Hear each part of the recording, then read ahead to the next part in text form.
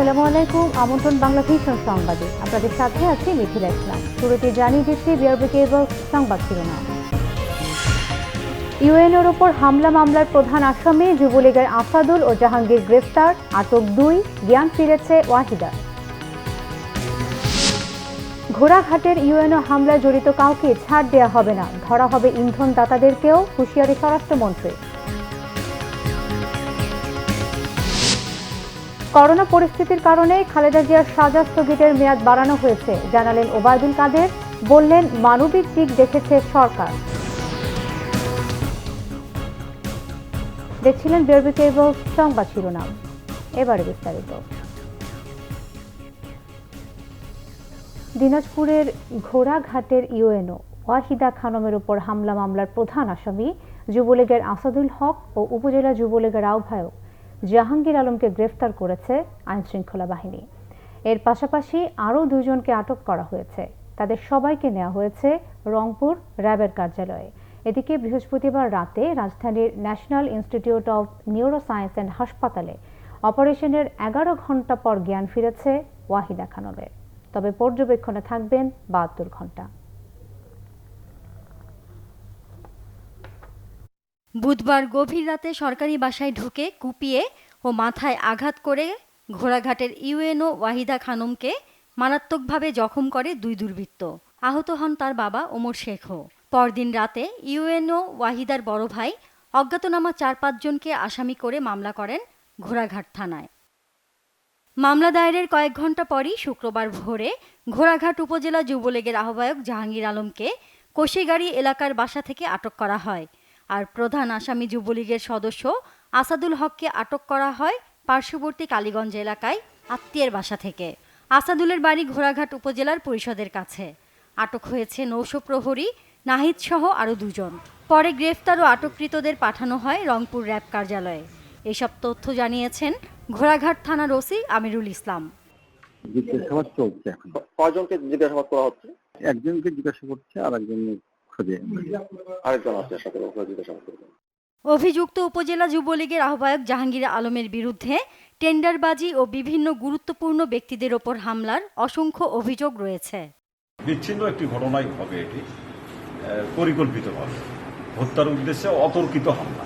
এই ঘটনা থেকে আমাদেরকে শিক্ষা নিয়ে পরবর্তীতে উপজেলা পরিষদের কমপ্লেক্সের মধ্যে নিরাপত্তার বিষয়টি প্রশাসনিকভাবে দেখভাল করতে হবে। আসলে এটা তো একটা আতঙ্কিত বিষয়। উপজেলার একজন জনকে রাত্রেবেলা অ্যাটাক হন, এটা আতঙ্কের বিষয়। জনসাধারণের জন্য সেটা আতঙ্ক। যদি কোনো ডাকাত দল হতো তাহলে তার কোনো মালামালের ওপর হামলা হতো, সেটা না করে তার ওপর সরাসরি আক্রোশ হওয়ার কারণে আমরা ধারণা করতেছি যে তাকে হত্যার উদ্দেশ্যে এটা করা হয়েছে। এদিকে মুখোশধারী সন্ত্রাসীর হাতুড়ির আঘাতে মাথার খুলি ভেঙে ভেতরে ঢুকে যাওয়া ইউএনও ওয়াহিদার অস্ত্রোপচারের 11 ঘণ্টা পর জ্ঞান ফিরেছে। তার চিকিৎসায় গঠিত মেডিকেল বোর্ড জানিয়েছে, রাজধানীর national institute of neuroscience and হাসপাতালে 72 ঘণ্টার পর্যবেক্ষণে থাকবেন Waheeda. Bangla vision news desk.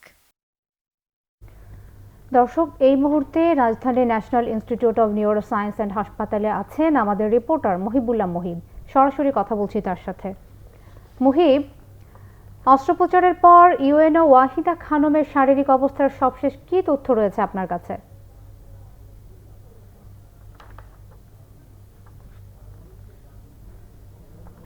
গতকালকে জানিয়েছেন তো তার অপারেশনও কিন্তু অনেকটাই সাকসেসফুল হয়েছে। তবে সকাল থেকে এখন পর্যন্ত কিন্তু গণমাধ্যম কর্মীদের জন্য এখানকার চিকিৎসকরা কিন্তু কোনো নতুন তথ্য দেননি। তবে আমরা ফোনে যোগাযোগ করেছি যে এই ওয়ার্ডে তিনি ভর্তি রয়েছেন, যেই বিভাগে, সেই বিভাগীয় প্রধান উজ্জ্বল মল্লিকের সঙ্গে।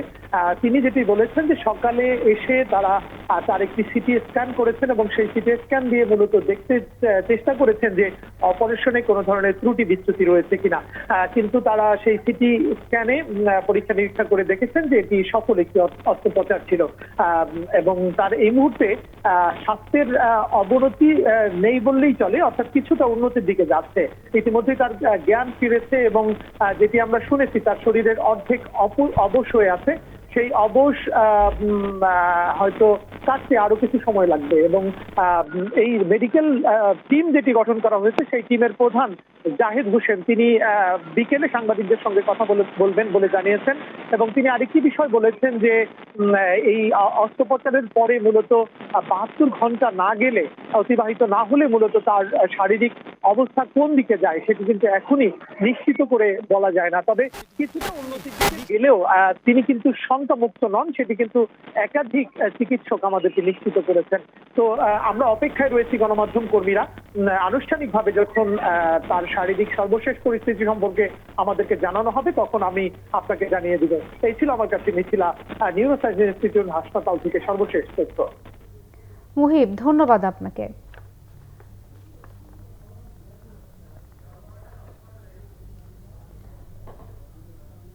ইউএনও ওয়াহিদা খানমের উপর হামলার ঘটনায় জড়িত কাউকেই ছাড় দেওয়া হবে না বলে জানিয়েছেন স্বরাষ্ট্রমন্ত্রী আসাদুজ্জামান খান কামাল। এ ঘটনায় কেউ ইন্ধন দিয়ে থাকলে তাদেরও ধরা হবে বলে জানান তিনি। এদিকে আওয়ামী লীগের সাধারণ সম্পাদক ওবায়দুল কাদের বলেছেন, অপরাধী যেই হোক না কেন আইনের আওতায় আনা হবে। দিনাজপুর ঘোড়াঘাট উপজেলার নির্বাহী কর্মকর্তা ওয়াহিদা খানমের উপর হামলার ঘটনা নিয়ে ধানমন্ডির বাসায় কথা বলেন স্বরাষ্ট্রমন্ত্রী।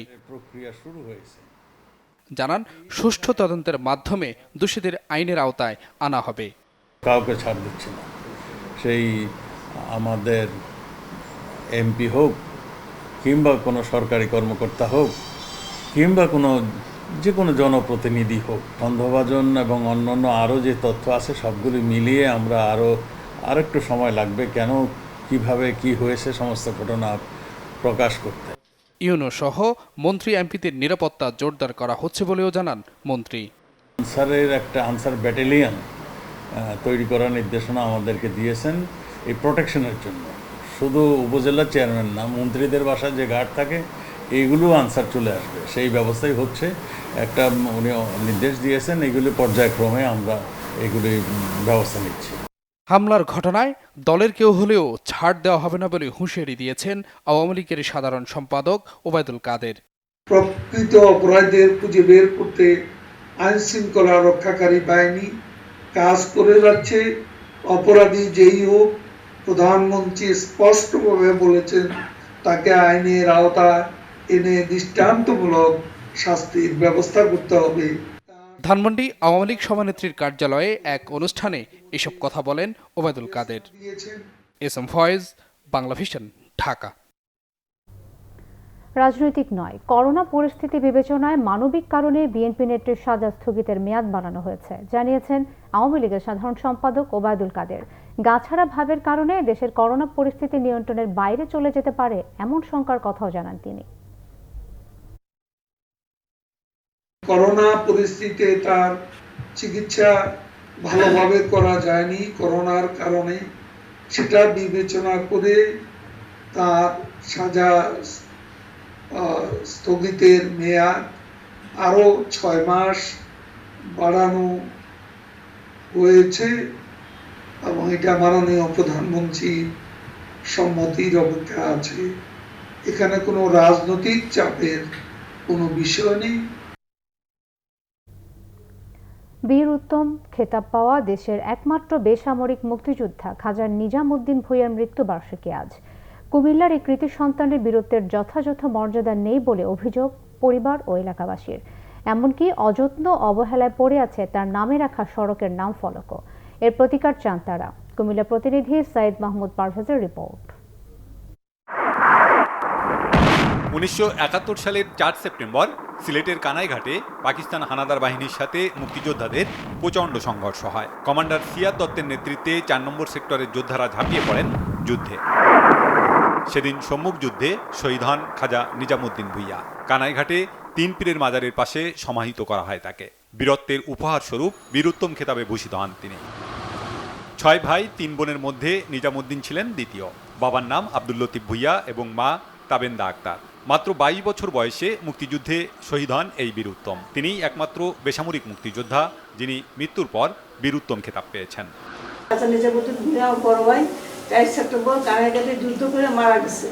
ওইটার জন্য সরকার ভালো করে পালন করে। গর্ববোধ করি এই জন্যে যে আমার পুত্রা হিসাবে আমি গর্ববোধ করি যে আমার ছাত্র হিসাবে ভিক্টোরিয়া কলেজে তো অনেক ছাত্ররাই মুক্তিযুদ্ধে গেছে। নিজ শহর কুমিল্লা নগরীর প্রাণকেন্দ্র কান্দিরপাড় থেকে পুলিশ লাইন পর্যন্ত সড়কের নামকরণ করা হয় তার নামে, কিন্তু এই সড়কের দুই প্রান্তে দুটি নাম ফলক ছাড়া কোথাও তার নাম ব্যবহার করা হয় না। এমনকি অতিরিক্ত জেলা প্রশাসকের বাসভবনেও নেই তার নাম।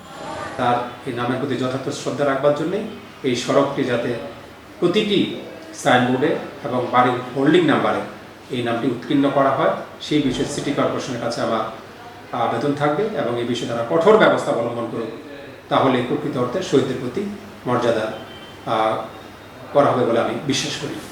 বিষয়টি অতি গুরুত্বের সাথে দেখার আশ্বাস সিটি মেয়রের।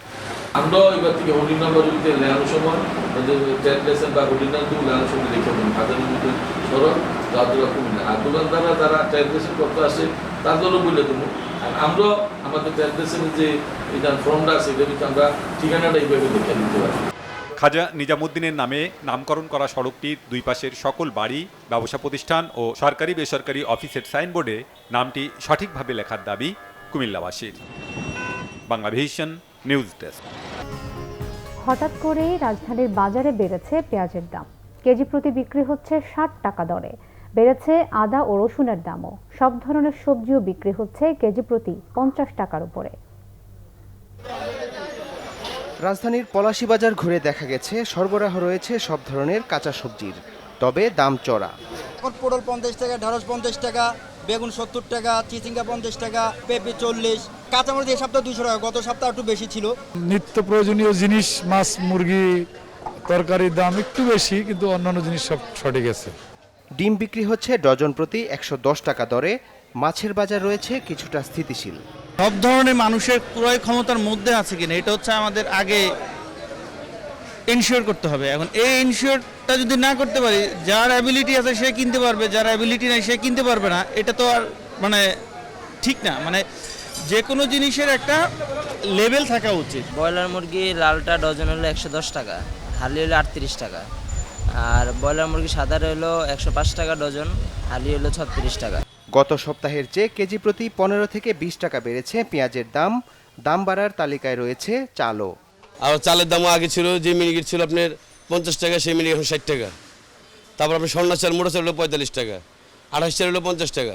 হঠাৎ করে কেন জানি দামটা বেশ বেড়ে গেছে, বিশেষ করে পেঁয়াজ, রসুন, আদা এগুলোর দাম আরও বেশি বেড়েছে। কেজি প্রতিতে প্রায় 40 টাকার মতো বাড়ছে চায়না আদাটা, আর পেঁয়াজটা আপনার 2 দিনের ভিতরে প্রায় 20 টাকা কেজিতে বাড়তি। ব্রয়লার মুরগি কেজি প্রতি 125 টাকা দরে, আর গরুর মাংস কেজি প্রতি 600 টাকা দরে বিক্রি হচ্ছে। রিয়াদ তালুকদার, বাংলাভিশন, ঢাকা। ধামরাইয়ে প্রকাশ্য দিবালোকে বিজয় টিভির প্রতিনিধি ও ধামরাই প্রেস ক্লাবের সহ সভাপতিকে ছুরিকাঘাতে হত্যার ঘটনায় মামলা করেছেন নিহতের বোন রিনা আক্তার। দোষীদের দৃষ্টান্তমূলক শাস্তির দাবি নিহতের পরিবারের। এর আগে শাহিন ও মোয়াজ্জেম নামে 2 ঘাতককে পুলিশে সোপর্দ করেছে এলাকাবাসী। ঢাকা জেলার ধামরাইয়ে বৃহস্পতিবার হত্যার শিকার হন বিজয় টিভির স্থানীয় প্রতিনিধি জুলহাস উদ্দিন। বারোবাড়িয়া বাস স্ট্যান্ডে প্রকাশ্য দিবালোকে গলা কেটে হত্যা করা হয় ধামরাই প্রেস ক্লাবের এই সহ সভাপতিকে। মানিকগঞ্জ থেকে ফেরার পথে বাস স্ট্যান্ড এলাকায় শাহিন আলম ও তার সহযোগীরা গলায় ছুরিকাঘাত করে জুলহাসকে গুরুতর আহত করে। মানিকগঞ্জ সদর হাসপাতালে নেওয়া হলে কর্তব্যরত চিকিৎসক তাকে মৃত ঘোষণা করেন। এ ঘটনার পর স্থানীয়রা 2 ঘাতককে পিটুনি দিয়ে পুলিশের হাতে তুলে দেয়। রাতে নিহত জুলহাসের বোন রিনা আক্তার আটক শাহিন ও মোয়াজ্জেম সহ 9 জনকে আসামি করে একটি হত্যা মামলা করেন। আমি এইভাবে খারাপ হয়েছে, আমার পিছন দিয়ে গাবরিয়া দৌড় করে মেলা করছে, এই তো পরে শাহিনের দোকানে উনি যে পড়ে গেছে, পরে বারবার এক স্যার আমি 2 জনে নিয়ে গণহস্তে নিয়ে গেছে। যে 2 জন আসামি গ্রেপ্তার করা হয়েছে, আমরা তাদের জিজ্ঞাসাবাদ করছি এবং এর সাথে যদি আরও কেউ জড়িত থাকে, পরিকল্পনাকারী থাকে, অবশ্যই তাদের আইনের আওতায় আনা হবে। নিহত জুলহাস উপজেলার গাঙ্গুটিয়া ইউনিয়নের দক্ষিণ হাতকুড়া এলাকার মৃত রহিজ উদ্দিনের ছেলে। পরিবার জানায়, নিহতের পাশের গ্রামে তুলা মিয়ার মেয়ে সোমা আক্তার প্রবাসী স্বামী শাহিন আলমকে 3 বছর আগে তালাক দেয়। পরে জুলহাস উদ্দিন সোমাকে বিয়ে করেন। সম্প্রতি দেশে ফিরে শাহিন আলম জুলহাসকে হত্যার হুমকি দেয় বলে জানান স্বজনরা।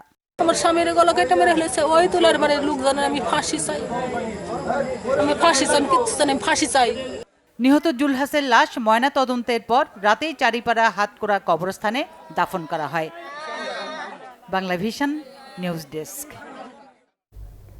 আন্তর্জাতিক সংবাদ।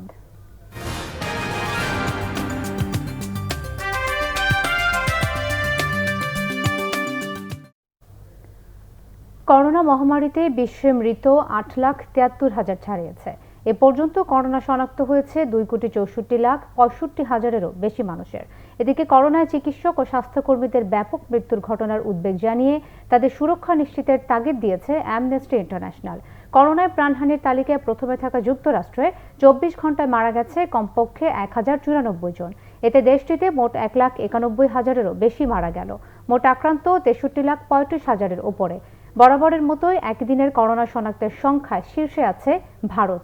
নতুন 84,000-এরও বেশি সহ দেশটিতে এ যাবৎ করোনা শনাক্ত হয়েছে 39,33,000 জনের। মোট প্রাণহানি 68,500-এর উপরে। বৃহস্পতিবার মারা গেছেন অন্তত 1,083 জন। ব্রাজিলে 830 জন সহ মোট মৃত্যু 1,24,700-এর উপরে। মোট আক্রান্ত 40,46,000-এরও বেশি। এদিকে অ্যামনেস্টি ইন্টারন্যাশনাল জানিয়েছে করোনা মোকাবেলা করতে গিয়ে প্রাণঘাতী এই ভাইরাসে মারা গেছেন 7,000-এরও বেশি চিকিৎসক ও স্বাস্থ্যকর্মী। এ বিষয়ে জরিপের ভিত্তিতে জানানো হয় শুধু মেক্সিকোতেই মারা গেছে স্বাস্থ্য খাতে নিয়োজিত 1,500-এরও বেশি। স্বাস্থ্যকর্মীদের কর্মস্থলে সুরক্ষার নিশ্চয়তার অভাবে অনাকাঙ্ক্ষিত মৃত্যুর বিষয়টিকে কেলেঙ্কারির সাথে তুলনা করেছে সংস্থাটি। যুক্তরাষ্ট্র, ভারতের মতো দেশগুলোয় করোনার ভয়াবহ বিস্তারকে উদাহরণ হিসেবে টেনে স্বাস্থ্যকর্মীদের সুরক্ষায় যথাযথ ব্যবস্থা নেওয়ার আহ্বান জানানো হয়েছে। ভারত চীন সীমান্ত বিরোধ কূটনৈতিক প্রক্রিয়ার সমাধানের জোর তাগিদ দিয়েছেন ভারতের পররাষ্ট্রমন্ত্রী এস জয়শঙ্কর। এদিকে চলমান উত্তেজনার জেরে চীন হামলা করলে মোক্ষম জবাবের হুঁশিয়ারি দিয়েছেন ভারতের chief of defence staff Bipin Rawat. ভারতের পররাষ্ট্রমন্ত্রী জয়শঙ্কর নিজের একটি বইয়ের মোড়ক উন্মোচনের সময় চীনের সাথে চলমান সীমান্ত উত্তেজনা নিয়ে কথা বলেন। আঞ্চলিক ও বিশ্ব শান্তির স্বার্থে সংঘর্ষের বদলে আলোচনার মাধ্যমে এটি সমাধানের জোর তাগিদ দেন তিনি। কূটনৈতিক পর্যায়ে আলোচনার জন্য ভারত ও চীন দুদেশেরই সদস্যপদ আছে এমন ফোরামকে ব্যবহারের পরামর্শ দেন তিনি। উদাহরণ হিসেবে এসসিও, কিউইউএডি ও আরআইসির কথা তুলে ধরেন। তবে জয়শঙ্কর আলোচনার পরামর্শ দিলেও এক অনলাইন আলাপচারিতায় চীনকে হুঁশিয়ার করেছেন ভারতের chief of defence staff Bipin Rawat. জনগণকে আশ্বস্ত করে বলেন, চলমান সীমান্ত উত্তেজনার সুযোগ নিয়ে কেউ হামলার চেষ্টা করলে মোক্ষম জবাব দেওয়ার সামর্থ্য আছে ভারতের। জানান, চীন লাগোয়া ভারতের উত্তর ও পশ্চিম সীমান্তে যে কোনো আগ্রাসন মোকাবেলায় ভারতের সর্বোচ্চ প্রস্তুতি রয়েছে। সম্ভাব্য সামরিক আগ্রাসন মোকাবেলায় চীনা সীমান্তবর্তী ঘাঁটিগুলোর প্রস্তুতি সরেজমিনে দেখেছেন ভারতের সেনা প্রধান জেনারেল মনোজ মুকুন্দ নারাভানে ও বিমান বাহিনীর প্রধান এয়ার মার্শাল রাকেশ কুমার বাহাদুরিয়া। সংবাদ শেষ করব, তার আগে বিআরবি কেবল শিরোনামগুলো জানিয়ে দিচ্ছে আর একবার। ইউএনওর উপর হামলা মামলার প্রধান আসামি যুবলীগের আসাদুল ও জাহাঙ্গীর গ্রেফতার, আটক 2, জ্ঞান ফিরেছে ওয়াহিদার। ঘোড়াঘাটের ইউএনও হামলায় জড়িত কাউকে ছাড় দেওয়া হবে না, ধরা হবে ইন্ধন দাতাকেও, হুঁশিয়ারি স্বরাষ্ট্রমন্ত্রী। করোনা পরিস্থিতির কারণে খালেদা জিয়ার সাজা স্থগিতের মেয়াদ বাড়ানো হয়েছে, জানালেন ওবায়দুল কাদের। বললেন, মানবিক দিক দেখেছে সরকার।